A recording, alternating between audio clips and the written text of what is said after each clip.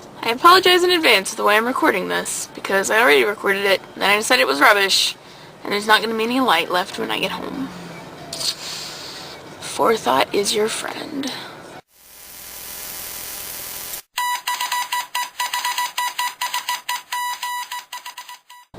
Let's talk a little about stories and why we tell them the way we tell them. I think it's a really natural reaction to want to tell a story, to sit down and tell the story linearly. It's a natural reaction because that's the way we view time. It's the way we view our lives. We're born, we play, we go to work, we die.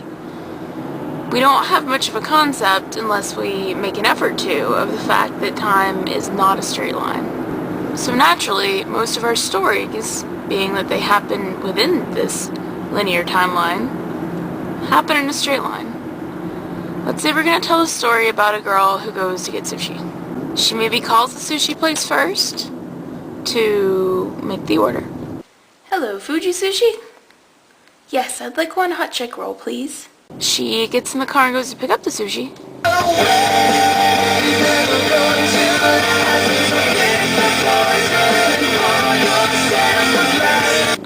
And then she goes home and eats it.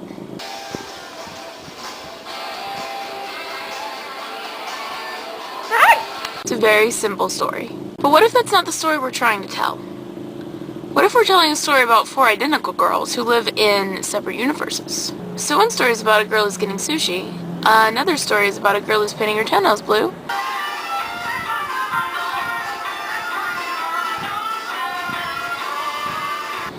Another story is about a girl who's part of her neighborhood watch. And another story is about a girl who is going to the Halloween store to look for a hair dye that she's not going to find.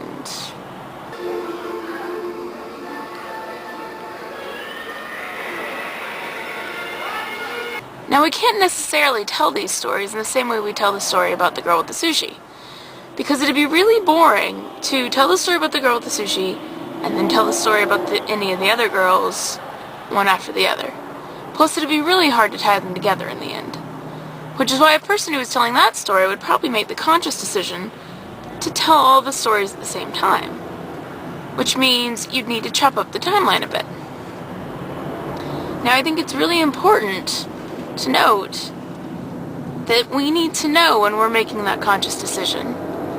As writers who want to do more than, maybe write down our life stories so our children can read it, as writers who want to tell other stories, or maybe want to delve into areas of human interest, or give hidden meaning to different stories, it's very important that we're aware of the conscious decision of changing the timeline, or maybe changing the narrator, and possibly not even starting at the beginning. I agree with Jeannie that sometimes the beginning of the story isn't going to have the same impact unless we know the ending first. And sometimes if you're trying to say something that you don't want to come out and say with a story, you maybe want to use a bit more of a deft hand with it, playing with the timeline is a really good way to do it. Just so long as we're aware that any writer who does play with the timeline, that wasn't a flippant decision. They did it on purpose. And if you're reading a story with a timeline change, then you should probably pay attention to it extra careful. I think that's going to be it for me this week, guys. I'll see you next week.